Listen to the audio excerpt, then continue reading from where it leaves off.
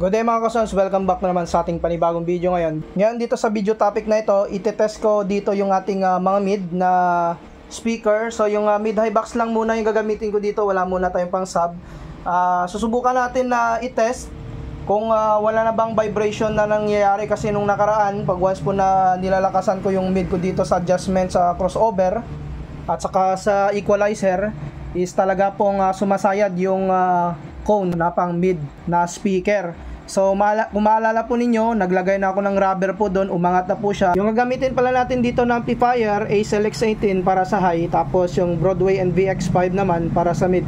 Sama nagtatanong pala kung maganda bang gamitin talaga yung ACL-X18. Napakaganda po, wala po ako masabi po dyan sa amplifier na yan. So yung mixer ko naman na gagamitin, yung Mecman GF8 Pro na ito. Hindi lang talaga ako sure kung merong stock po na mixer yung Mecman na ito sa online, sa Shopee or sa Lazada. Paki-check nyo na lang ulit kung meron, kasi marami pa rin nagtatanong sa akin dito sa mixer na ito eh. So paki-check nyo lang sa online, baka meron ng mga stock. Sa equalizer ko na gagamitin dito yung EQ215 ng Broadway, tapos dito naman sa crossover syempre yung PR234Q, no, ito. So ngayon simulan na natin yung sound check natin. Bali dito sa high and low ng mixer, naka unity lamang ako. At saka dito rin sa equalizer, sa built-in equalizer ng ng mixer po natin. Tapos sa adjustment ko dito sa crossover, ayan, makikita po ninyo naka 1.4K lamang po ako dito sa kanyang frequency sa kabila. So hindi ko pa ito talaga final na setup sa crossover, dahil pag once po na nilagyan ko na yan ng ng pang sub, baka maiba ko pa yung setup dito sa crossover na yan. And then at saka yung main topic ko dito is papakinggan ko lang kung hindi sasayad yung cone ng speaker. So mamaya punta tayo dun sa mga speaker. Bali ito yung tunog ng ating setup. Yan.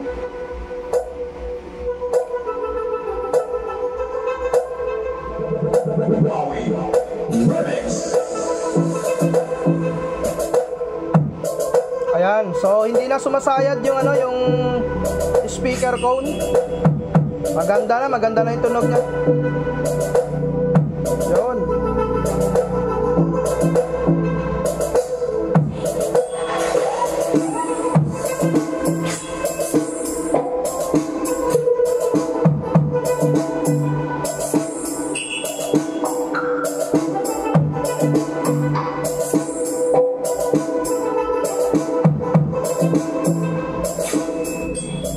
So ayan, napakalakas ng mid natin. So okay na po siya. Kahit ihirit natin siya sa mixer, is talaga pong wala nang sayad na nangyayari sa mid box, no, at saka sa cone ng speaker. So mga ka-sound, simulan na natin yung sound check dito sa test dito sa mid high box.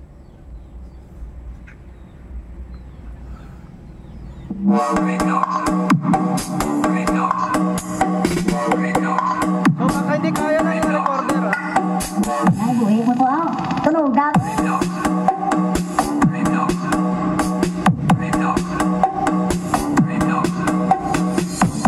This is DJ Records exclusive.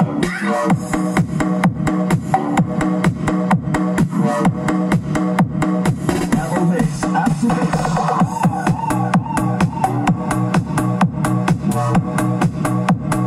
DJ Records.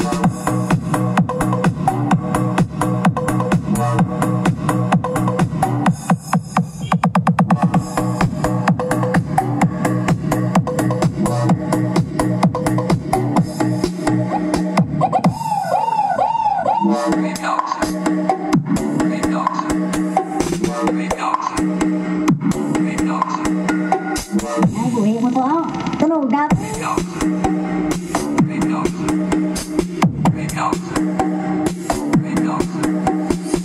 This is DJ Records exclusive.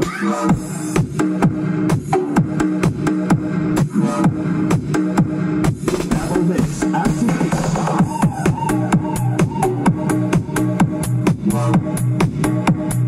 DJ Records.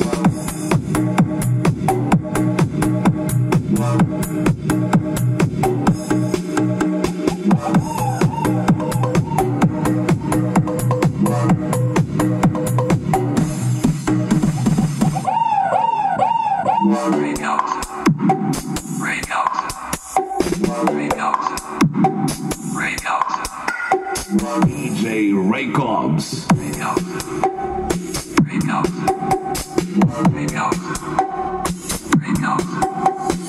Battle Mix activated.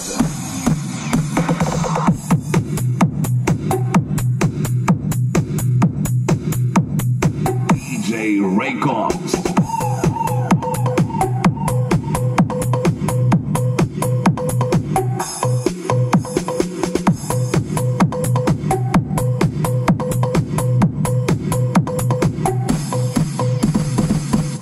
Ayun nga mga sounds yung ating sound check ulit dito sa mid-high box natin sa mid speaker. So bali epektibo talaga yung nilagay nating rubber para hindi magkaroon ng vibration. Yung cone po dito kasi nung nakaraan sumasayad po siya. So napakaganda na po ng kanyang tunog. So hanggang dito na lang muna sa mga bago nag-subscribe. Huwag niyong kalimutan na i-hit yung notification bell button para sa mga video updates natin na i-upload. Maraming salamat mga ka-sounds.